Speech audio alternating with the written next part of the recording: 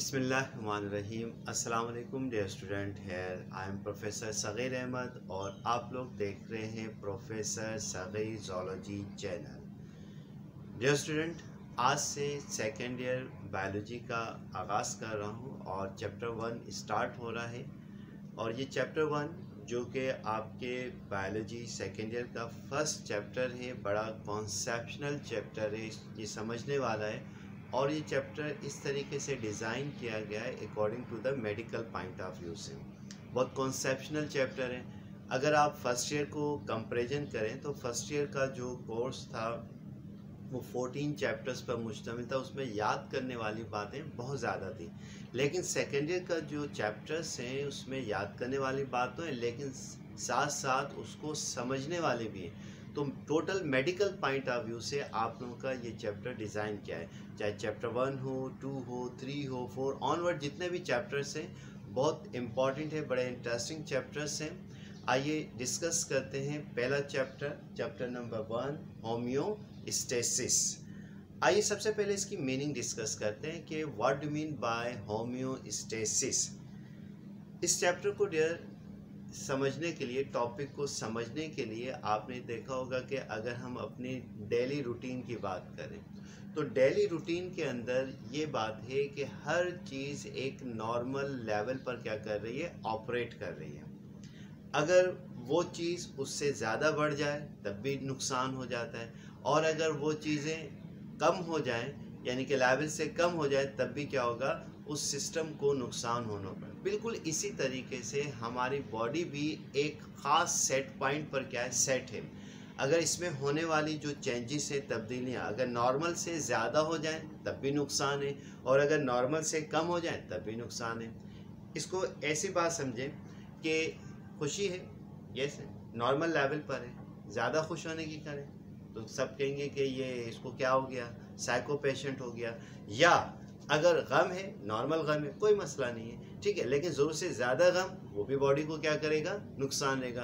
तो एतदाल में होना चाहिए नॉर्मल लेवल पर, और नॉर्मल लेवल पर रहने का अमल क्या है बॉडी का, होम्योस्टेसिस है। तो आइए होम्योस्टेसिस को डिस्कस करते हैं। Homeostasis combination of two Greek word, first is homeo and second is stasis. Homeo mean same यानी कि कांस्टेंट, एक जैसा, जबकि स्टेसिस स्टेट, हालत, इक्विलिब्रियम यानी कि बॉडी की एक जैसी हालत रहे, इक्विलिब्रियम में रहे। तो बॉडी का इक्विलिब्रियम में रहना या उसको रखने का अमल क्या कहलाता है, होम्योस्टेसिस कहलाता है। बड़ी सिंपल सी डेफिनेशन है, आइए डिस्कस करते हैं। Ability of body to maintain internal environment, ये बात बहुत इंपॉर्टेंट है, to maintain internal environment within a suitable limit according to the fluctuation in external environment is known as homeostasis.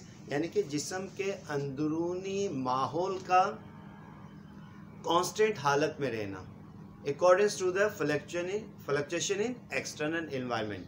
जब external environment में तब्दीली आती है तो बॉडी के इंटरनल एनवायरनमेंट का इक्विलिब्रियम में रहने का अमल क्या कहलाता है, होम्योस्टेसिस कहलाता है। तो दोस्तों इसमें जो इम्पोर्टेंट पॉइंट है, एक है हमारे पास इंटरनल एनवायरनमेंट और दूसरा कहलाता है एक्सटर्नल एनवायरनमेंट। सबसे पहले हम एनवायरनमेंट की बात करते हैं कि what do mean by environment.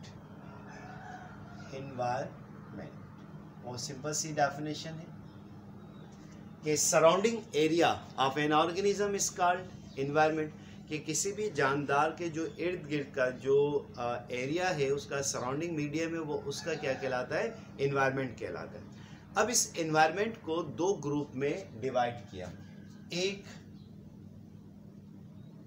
Generally जो एक्सटर्नल एनवायरनमेंट है, एक्सटर्नल एनवायरनमेंट, और दूसरा हमारे पास कौन सा है, इंटरनल एनवायरनमेंट।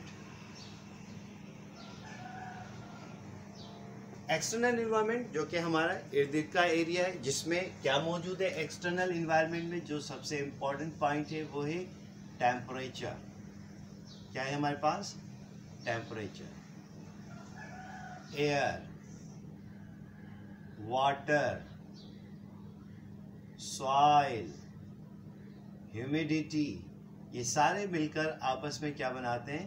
एक्सटर्नल एनवायरनमेंट बनाते हैं। इंटरनल एनवायरनमेंट उस बॉडी का अपना इंटरनल एनवायरनमेंट, यानी कि environment inside of the body is said to be internal environment, और external surrounding area of organism is said to be the external environment, जो कि टेम्परेचर, एयर, वाटर, सॉइल और humidity पर है। अब इंटरनल एनवायरनमेंट कौन बनाता है? इंटरनल एनवायरनमेंट बेसिकली फॉर्म करता है body fluid. Body fluid make the internal environment. For example, इस बॉडी फ्लूइड में कौन शामिल है? इस बॉडी फ्लूइड में ब्लड शामिल है, इस बॉडी फ्लूइड में लिम्फ शामिल है, इस बॉडी फ्लूइड में इंटरस्टेशियल फ्लूइड शामिल है, और इस बॉडी फ्लूइड में ही क्या है? सेल का अपना प्रोटोप्लाज्म शामिल है।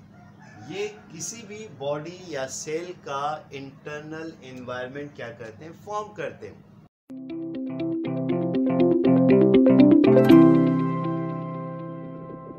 ये स्टूडेंट, होम्योस्टेसिस जो कि बॉडी को मेंटेन करने की क्या करता है? कोशिश रखता है।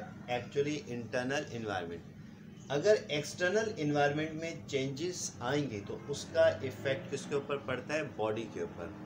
अब बॉडी में स्पेशली किसके ऊपर पड़ता है? उसके बॉडी फ्लूइड के ऊपर। अब बॉडी फ्लूइड क्या है? हमारे पास ब्लड है, लिम्फ है, इंटरस्टेशियल फ्लूइड है और प्रोटोप्लाज्म है। तो बेसिकली इसकी केमिस्ट्री के अंदर क्या होती है? चेंजेस वाक़ होती हैं। अब उन चेंजेस को, यानी कि या तो वो चीज़ें सेल के अंदर या बॉडी के अंदर उनकी ज़्यादती होना शुरू हो जाएगी, यानी कि अपने लेवल से क्या होंगे? अपने लेवल से क्या होंगे? वो बढ़ेंगे, ठीक है, या फिर वो अपने लेवल से क्या हो जाएंगे? कम होना शुरू हो जाएंगी चीज़ें। तो अब बॉडी क्या करती है कि उसको, ये इक्विलिब्रियम लाइन है, कांस्टेंट सेट पॉइंट है, तो अब बॉडी उसको दोबारा से अपने सेट पॉइंट पर लेकर आती है। अगर बढ़ी हुई चीज़ है कोई, तो उसको कम करने की कोशिश करेगी, और अगर कोई चीज़ कम है तो उसको अपने नॉर्मल लेवल पर लाने की क्या करेगी? कोशिश करेगी।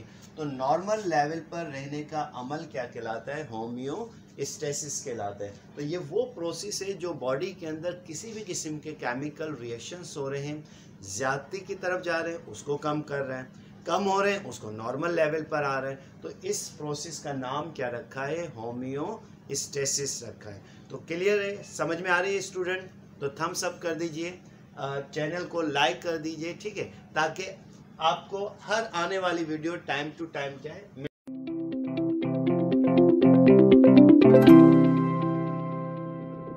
आते खुद किस तरीके से काम करे। ये नेचुरली तौर पर, कुदरती तौर पर एक सिस्टम है जो कि इन तमाम प्रोसेस को कंट्रोल कर रहा है, और बजाते खुद होम्योस्टेसिस ऑटोनोमिक नर्वस सिस्टम के जरिए सर क्या कर रहा है? काम कर रहा है, जो कि फीडबैक सिस्टम, यानी कि feedback system work under the autonomic nervous system and control all the process in occurs which are occur in the body of living organism, यानी जितने भी केमिकल रिएक्शन हो रहे हैं उनको चेक कर रहा है, ठीक है, उनको बैलेंस में लाने की कोशिश कर रहा है, और बैलेंस में रखने का अमल क्या कहलाता है? होम्योस्टेसिस कहलाता है। अब चेंजेस किन किन चीज़ों के अंदर यूजुअली वाक़या होती हैं? चेंजेस वाक़या होती हैं या तो पानी इंक्रीज हो रहा होता है बॉडी के अंदर, या फिर वेस्ट प्रोडक्ट, जो मेटाबॉलिक एक्टिविटी हो रही है, वेस्ट प्रोडक्ट फॉर्म हो रहा है, उसकी ज़्यादती हो रही है, या बॉडी का टेम्परेचर का ज़्यादा या कम होना। तो इनको मेंटेन रखना बड़ा इम्पोर्टेंट यानी कि पॉइंट है। इनको मेंटेन रखने का अमल क्या है? होम्योस्टेसिस है। यानी कि होम्योस्टेसिस में 3 प्रोसेस क्या कर रहे हैं? पार्टिसिपेट कर रहे हैं, जो कि बॉडी को मेंटेन रखने में अहम किरदार अदा करते हैं, जिनको हम कहते हैं एस्पेक्ट्स ऑफ होम्योस्टेसिस। आइए डिस्कस करते हैं एस्पेक्ट्स ऑफ होम्योस्टेसिस या conditions of homeostasis. Aspects of homeostasis.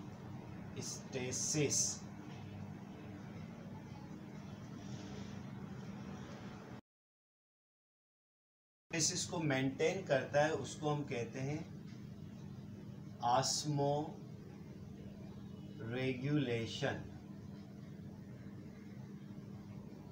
Second aspect जो होम्योस्टेसिस को मेंटेन करने में पार्टिसिपेट करता है उसे हम कहते हैं excretion.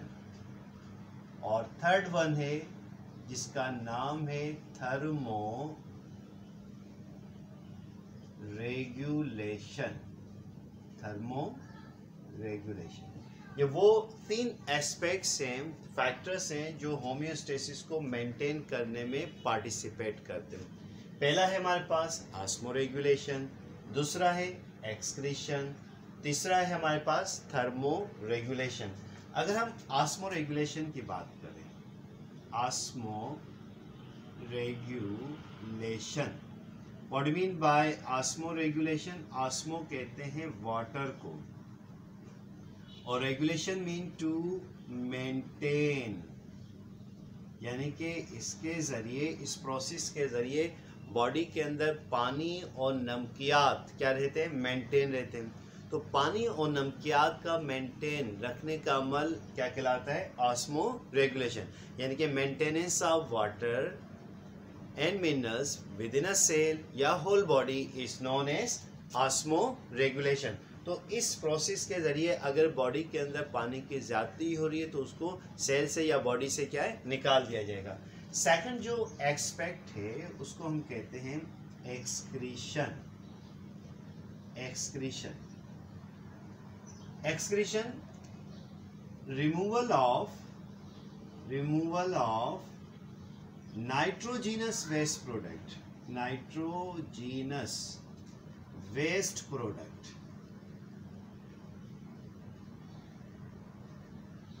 from the body,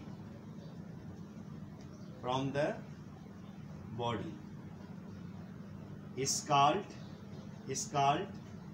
excretion, यानी कि बॉडी में जो नाइट्रोजीनस वेस्ट प्रोडक्ट होते हैं, और नाइट्रोजीनस वेस्ट प्रोडक्ट कब फॉर्म होते हैं? जब प्रोटीन या न्यूक्लिक एसिड मेटाबोलाइज होता है, harmful toxic chemical substance form होते हैं, उनकी सेल के अंदर, बॉडी के अंदर क्या हो जाती है? ज्यादती हो जाती है। तो इस प्रोसेस के ज़रिए उस ज्यादती को क्या है? कम किया जाता है और बॉडी क्या है? नॉर्मल लेवल पर आ जाती है।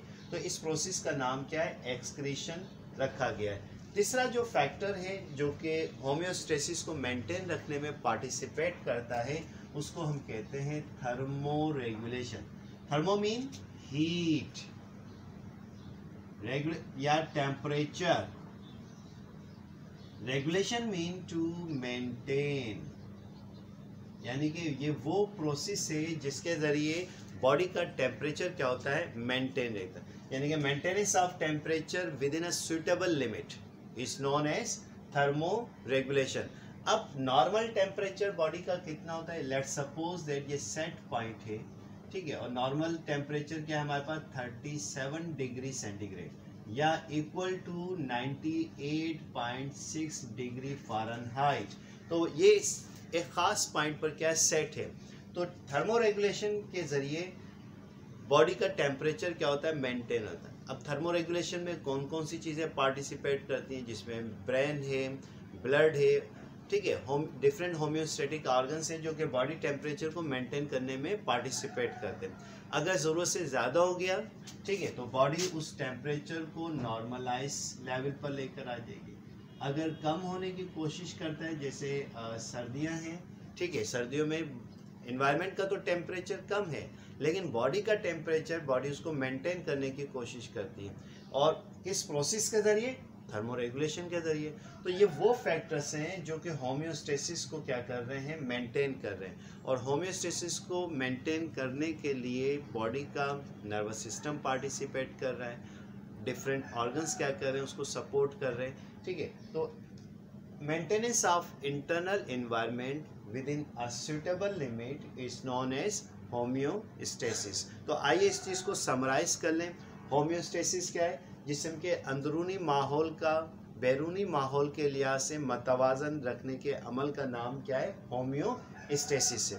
फिर स्टूडेंट हमने इन्वायरमेंट की बात करी कि सराउंडिंग एरिया क्या कहलाता है, इन्वायरमेंट को दो ग्रुप में डिवाइड किया, external environment, internal environment. External environment कौन फॉर्म करता है, टेम्परेचर है, एयर है, वाटर है, सॉइल है, ह्यूमिडिटी, ये एक्सटर्नल इन्वायरमेंट।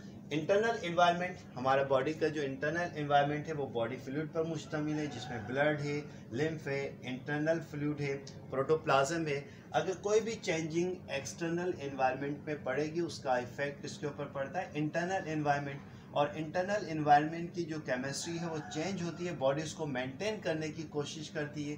मेंटेन रखने का अमल क्या है, होम्योस्टेसिस कहलाता है।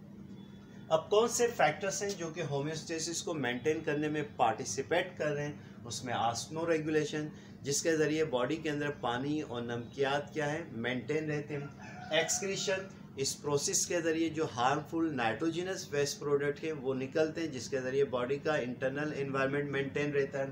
थर्मो रेगुलेशन, ये वो प्रोसेस है जो बॉडी के टेम्परेचर को क्या करता है, मेंटेन करता है। तो इंशाल्लाह नेक्स्ट क्लास में होम्योस्टेसिस किस तरीके से काम कर रहा है फीडबैक सिस्टम के हवाले से डिस्कस करेंगे, और फिर उसके बाद इन टॉपिक्स को एक एक करके हम डिस्कस करेंगे। Osmo regulation in animals, in plants, osmo excretion in animals and plants, thermo regulation animals and plants, एक एक करके इस टॉपिक को हम डिस्कस करेंगे। तो उम्मीद है कि डियर स्टूडेंट ये टॉपिक समझ में आ गया होगा। नेक्स्ट वीडियो में नेक्स्ट लेक्चर के साथ हाजिर होंगे। खुश रहें, खुश रहने की आदत बनाएं, खुशियाँ बांटें। तब तक के लिए अपने सर प्रोफेसर सगीर अहमद को इजाज़त दीजिए। अल्लाह हाफिज़।